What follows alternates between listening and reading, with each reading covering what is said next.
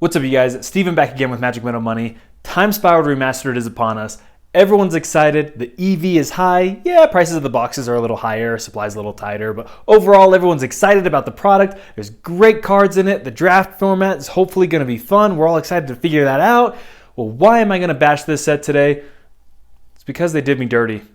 It's because Wizards did me dirty, and they said, hey, Steven, we're going to take a look at your collection. We're going to take a look at your deck boxes, and we're going to reprint all of your favorite cards in these sweet retro frames to make sure that you buy all these cards that you already own again.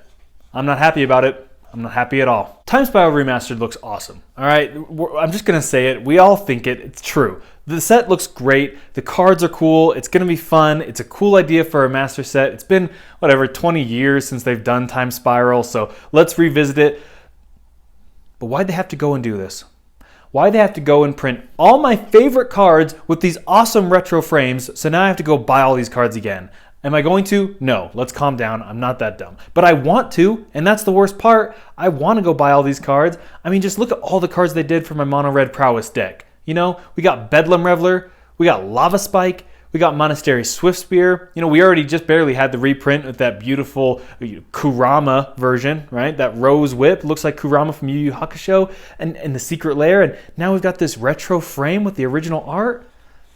What are they doing to me?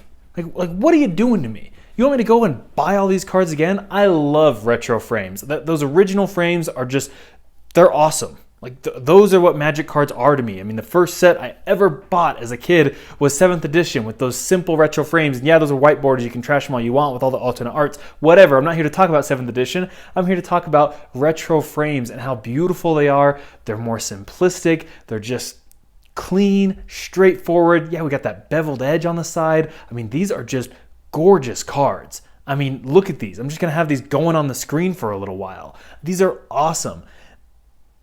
And I want them. I want all of them. But I shouldn't buy them. But I want to. I mean, Abrupt Decay? Are you kidding? Like, when they just did last November, whenever it was, the Secret Lair of all the metal cards, like the Assassin's Trophy and everything, I was thinking, like, hey, why didn't they put Abrupt Decay in here? Like, I'm pretty sure I can think of a song that literally says Abrupt Decay in like this low death scream, for the breakdown. Like, I can't think of what song it is, but it goes in my head, and I'm pretty sure that's a song, and I'm pretty sure the lyrics say literally Abrupt Decay. And like, how could you not make that a card? Oh, it's because, hey, we're not going to Secret Lair reprint this. We're going to reprint this with this golden frame, like the original retro gold frame. Are you kidding me? Like, why are you doing this to me, Wizards? I want these. I want these bad. Bloodbraid Elf? Are you kidding? Again, the original art and these gorgeous golden frames. And, all right, I'll be honest. The golden frames, I say gorgeous, they're kind of ugly. I know that. They kind of are. But I love them still. They're awesome. I mean, they're not as clean as like the blue or the green or the black ones or whatever, or the red ones, but they're still great. They still just remind me of being a kid. They're still nostalgic for me. Luckily, I don't play with any decks that play with Chalice of the Void, because my oh my, I would have to buy these. Like, brown artifacts, are you kidding me? Like, artifacts are the one thing where it's like, hey, the new frames, they're fine. They're not as good in my opinion. I prefer the older frames, but all the colored ones, it's like, that's fine, we'll go with the new ones. But artifacts, it's not even close. Brown trumps silver, it's not even close. These are gorgeous.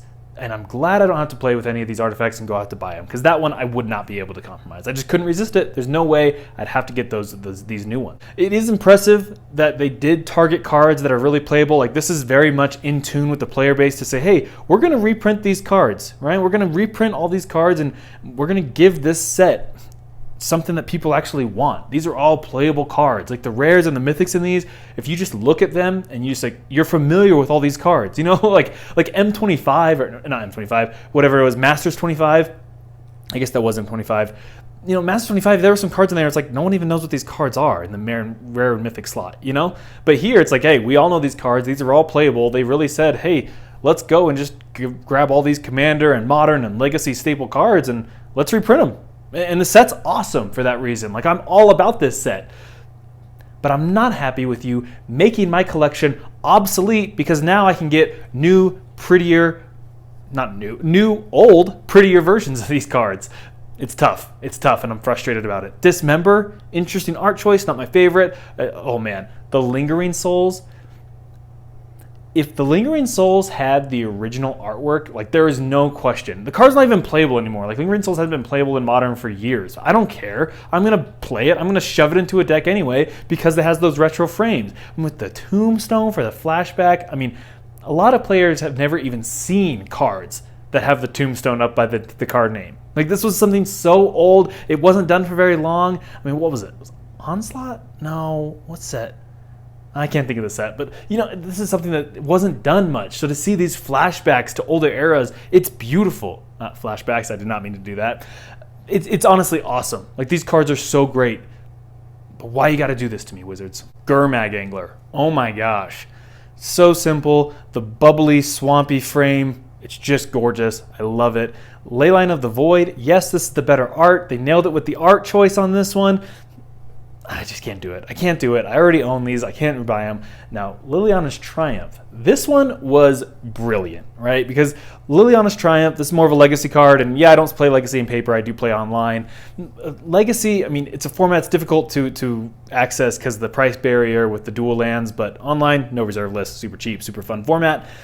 Here's the deal. For those of you who are unaware with Liliana's Triumph and why I'm talking about this card, it's a better version of Diabolic Edict. But Diabolic Edict is a better card. And what I mean by that is I prefer the actual card. I prefer the old school art. The old school, it's an old Tempest card. It's got the old frame. But because it targets a player, it is a worse card than Liliana's Triumph. Not to mention, if you happen to have a Liliana Planeswalker, they discard a card as well. So there's that slight, 1% time that there's that bonus where it's a 2-for-1 now.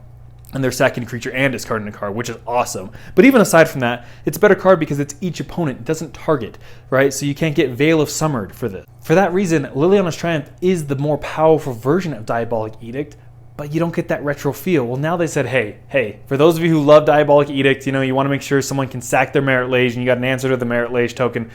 All right, you can now do it with the better version of the card with Liliana's Triumph, but you still get the retro frame. Genius. All right, I know I'm trashing on you, Wizards, because you're trying to rob me blind, but this one, well done. Well done adding Liliana's Triumph. That's what I mean. This feels like it was just so in tune with the player base. Like it seems like when they made this set, they really said, what cards do players actually want to have reprinted and thrown into a retro frame? There are so many beautiful cards I could talk about here. I could go through all these, the whole collection of these retro frame ones. They're all awesome. Gonna wrap up the video here just talking about the last couple of card choices they did for this set. First of all, not a retro frame, but an interesting reprint of Tarmogoyf. I remember Tarmogoyf, I was like, oh, I do not want to pay $100 for these. And, they were $200. They came all the way down. They were like $250, $200, $150, $100, all the way down. Now they're like $35 or something for a Tarmogoyf because it's been printed to the ground. That's crazy. But what's interesting here is that they gave the original art with a normal frame, right? So this is really interesting because Tarmogoyf's first printing was in Future Sight, part of the Time Spiral block, with these futuristic frames, and we've never seen this frame. We've never seen this art. Every time it's been reprinted in the Modern Masters sets, we've had the new art, which I like. I think it's great art. That's what I have. And then they did Ultimate Masters, which, LOL. I know art is subjective, but come on. This is not good. But here we have just a simple normal frame with the original art. Cool choice, interesting choice to add to this. I love it. But here's the one that I don't like, all right? I don't like that they gave me now the option to buy the original art Thoughtseize with a retro frame. Like, are you kidding me? Going all the way back to Lauren, what was that, like 2007, 2008? And now you can get this old, what was it, Una? Right, Una was the queen of the Fae, and this card has to do with that, and you get this old retro art, and now you get the retro frame. Like, how am I not supposed to buy these? But I don't want to. Thoughtseize is an expensive card. I already have a playset of these, and yeah, you could say, well, you could. Nice to have 8 of them. It's a little convenient because then you have your mono black Pioneer deck, and you got your Jund deck. You don't have to worry about crossing over. That's stupid. Like, it's not that hard to grab 2 cards and switch them if I'm switching formats what I play in, but I want to. Like, I want to have a reason to buy these cards because these Thoughtseizes are just gorgeous. I don't know, Wizards. I'm kind of in love with what you did, but I'm kind of mad at you. You know what I mean? This is upsetting because now I got to buy all these new cards that I already own, but they're just beautiful. Overall, well done with the set. What reprints do you love? Do you love the retro frames? Do you not like them? If so, did you like the art choice that they gave you? Or do you wish they gave you a different art choice? Let me know in the comments below. Thanks. We'll see you next time.